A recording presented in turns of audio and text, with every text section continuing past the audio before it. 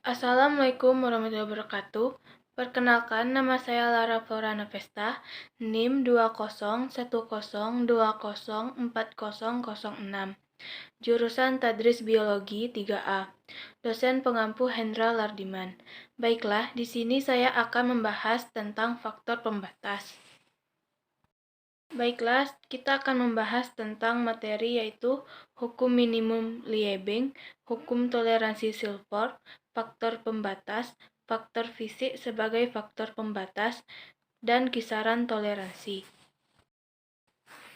Yang pertama adalah hukum minimum Liebig, bahwa bahan pendukung kehidupan suatu organisme yang tersedia dalam jumlah minimum bertindak sebagai faktor pembatas.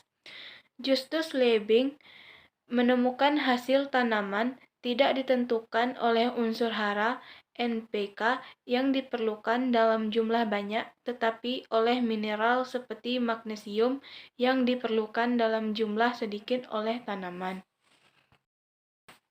Yang kedua, hukum toleransi Silford. Kegagalan suatu organisme dalam mempertahankan hidupnya dapat ditentukan oleh kekurangan atau kelebihan, yaitu kuantitatif dan kualitatif. Beberapa faktor yang mendekati batas toleransinya, bukan hanya dalam jumlah sedikit atau rendah yang bersifat membatasi, tetapi juga dalam jumlah yang berlebihan atau tinggi. Yang ketiga, faktor pembatas. Faktor pembatas atau limiting factor dapat diartikan sebagai keadaan yang mendekati atau melampaui ambang batas toleransi suatu kondisi. Faktor pembatas suatu organisme mencakup kisaran minimum atau maksimum dari faktor-faktor abiotik suatu ekosistem. Misalnya, suhu, cahaya, pH yang terlalu rendah atau minimum, atau terlalu tinggi, yaitu maksimum. Yang keempat adalah faktor fisik sebagai faktor pembatas, yaitu suhu. Organisme dapat hidup pada suhu sampai 300 Celcius dengan kisaran suhu kurang 200 sampai 100 Celcius. Kemudian ada cahaya matahari. Cahaya matahari menguntungkan karena sebagai sumber energi bagi proses fotosintesis. Kemudian ada kekeruhan, warna, dan bau. Kekeruhan disebabkan oleh partikel-partikel tanah, partikel bahan organik, dan biotik renik. Kemudian, warna air ditentukan warna senyawa atau bahan terlarut dan melayang di dalam air. Kemudian, bau disebabkan oleh bau dari senyawa atau materi dan gas-gas. Dan arus dan tekanan air. Arus air tidak hanya mempengaruhi konsentrasi gas dalam air, tetapi juga secara langsung sebagai faktor pembatas. Oksigen terlarut, yaitu difusi oksigen dari udara ke dalam air melalui permukaan, kemudian disebarkan ke seluruh badan perairan oleh angin, ombak, dan proses pengadukan. Baiklah, kita masuk ke materi terakhir, yaitu kisaran toleransi.